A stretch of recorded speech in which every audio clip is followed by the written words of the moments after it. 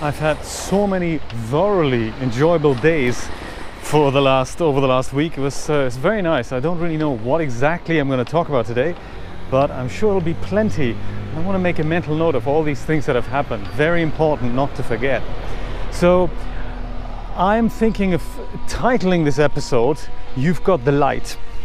Or You've Got That Light, right? You've Got That Light. And I'm going to lead up to this while I tell you all the exciting events that have been happening over the last few days. So first of all, on a technical level, I've been extremely busy at home because I've been kind of restoring / building my Z800 out, the one I talked about last time.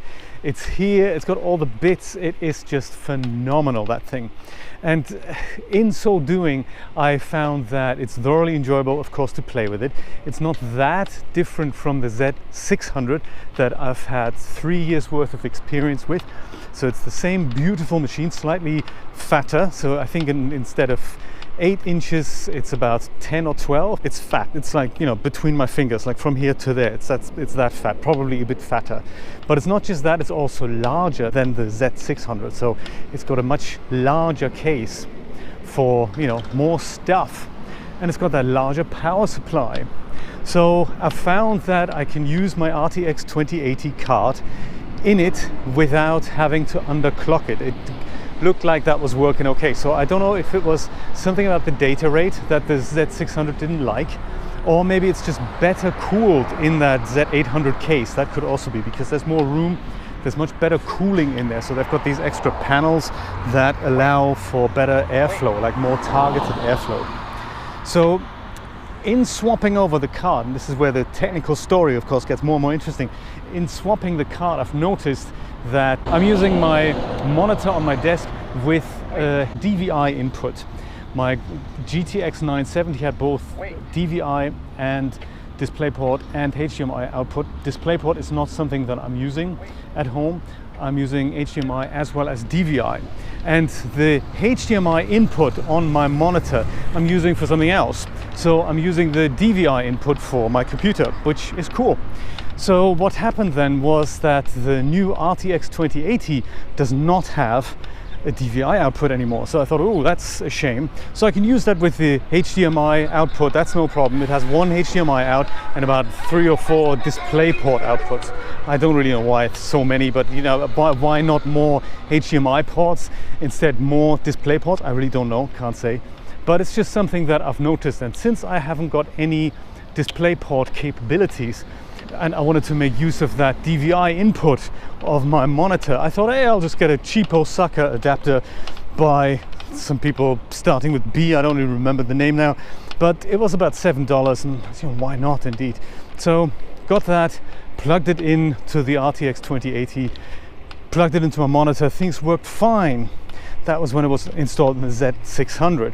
Now moving that card over to the Z800 means, of course, I'm going to unplug that adapter so that the card can come out. So the adapter is a little piece of cable there that goes into the DisplayPort. There's a little cable, little tiny box on the other end that where the DVI thing goes in.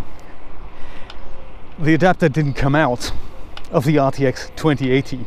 And that's kind of the major issue that I've had. So apparently there's a button on one side of the adapter that has a little arrow on it, which appears to me as if, you know, depress it and then it'll dislodge. So it's not like HDMI that just slides in and out, or USB that slides in and out.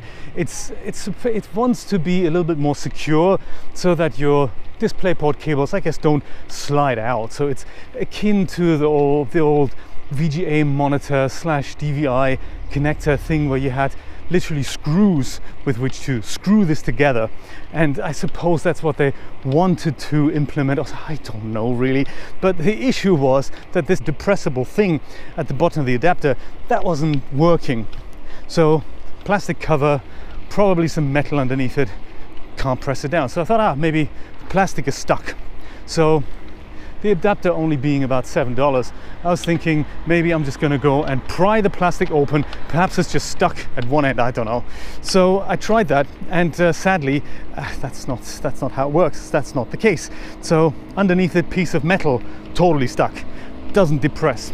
The issue then is, of course, that I can't take the RTX 2080 out of the Z600 because that adapter is in the way, and the little box that holds the DVI cable is of course too fat and doesn't go through the metal grating at the back of the computer. You know, those slots where one slot is per PCI card there, and you know they have a certain width, and that box that holds that DVI cable is just too fat. I can't take that out. Terrible. So I told Amazon and I said, I don't know what to do. Your adapter is stuck in my new graphics card. I can't take it out. And they said, well, that's, you know, what would help to solve the issue? Well, I said, the issue is I can't even take the graphics card out of my computer and send it back to you for a replacement. What are we going to do? I think I can only kind of cut the adapter off the cable. I can cut the cable, then I'd lose the adapter, but I still can't really use the RTX 2080 in another computer because there's a freaking cable sticking out, and you know that display port can't be used anymore. They said, oh, don't worry about it, we'll send you a new card and we'll give you a refund for that adapter. So that was very kind, they did that. And that new RTX 2080, that's the other big news, is already with me. So I have two RTX 2080s right now, which is super exciting, of course. Well, to cut a long story short, I did manage to cut the adapter off. I managed to then pry the card out of my old Z600, and that was quite hairy because, of course, as luck would have it, I used the top DisplayPort adapter. So that's the one that's right at the top of the card, which means that I can't just pull the card out because there's now an adapter cable there. So it was really terrible. I had to kind of bend the bottom legs of the card out, and it's terrible to do that because I knew the card was working. I knew my Z600 was working. So in so doing, I think I've hurt the Z600 a little bit. There's this tiny piece of electronics thing that I accidentally scraped off the motherboard. I don't even know what that is. Could be a transistor, could be a capacitor. I really don't. I don't know much about modern electronics anymore, so I can't really tell what this component is. But it's scraped off. Lucky for me, the Z600 is still operational, so that's very, very cool. I'm super happy about that. I was really afraid that that had hurt my Z600. Luckily, I now have two Z600s and I have the Z800, which is going to be my main workstation now. So while I was fiddling with it, I put the new RTX 2080 in it and I've played around with it. No need to underclock it. Looks like it's stable and fantastic. Don't know if that unstableness, that resetting the Z600 thing that I fixed with underclocking the card, I don't know if that was really a clocking issue or if it was a power issue. I really can't tell. All I can say is that a slightly underclocked RTX 2080 works just fine in the Z600, and it looks like I don't need to do that underclocking in the Z800. So, inspired by my man Dave Davis in France, who's put 3 GTX 1080 Ti cards in a very similar workstation, namely the HP Z820, this follow-up model from a couple of years later. He has managed to do that with an additional power supply. I thought, hey, take a page out of his book and see, now that I accidentally happen to have for the next 2 or 3 weeks, I have a second RTX 2080, put that also in the Z800. And my God, what a joy that was. So now I have a Z800, which I'm going to go live with this Friday with 2 RTX 2080s. That's just unbelievable.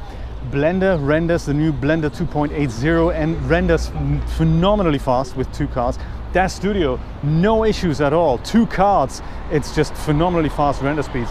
I've been conducting tests this morning between some of the single GPU versus dual GPU speeds, and very nice. I'm going to release an article on that, how that fares with 2 cards versus 1 card. It's almost double the speed. It's not exactly double the speed. And according to David, he says that if it gets to more than 4 cards, the speed is no longer scaling appropriately. I don't really know why, but I suppose it has to do with computer architecture. Rod keeps telling me there's a guy on the Rendo forums, I must meet that guy.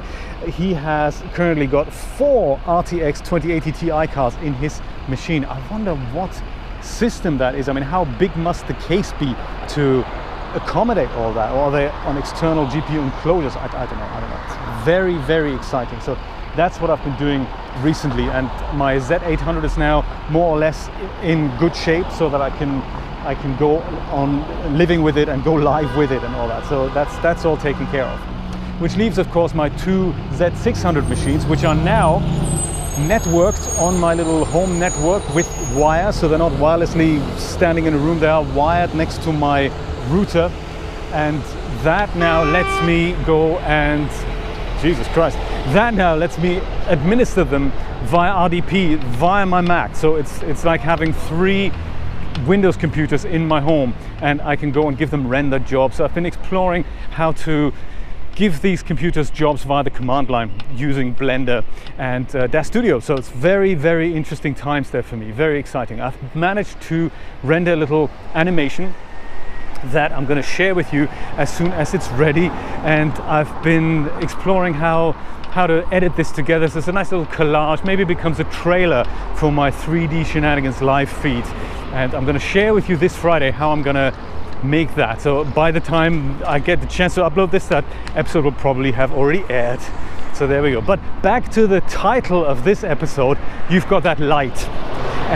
It's about, on Monday evening, I have had a flat tire on my bike, which was unfortunate because on Tuesday morning I was going to go to the hospital, see my oncologist, do some follow-up blood work and have my port flushed. That needs to happen every couple of months, and I've neglected to do that over the last few months, but we've done it and it works fine. That's all. It's all good news. It's all good news there.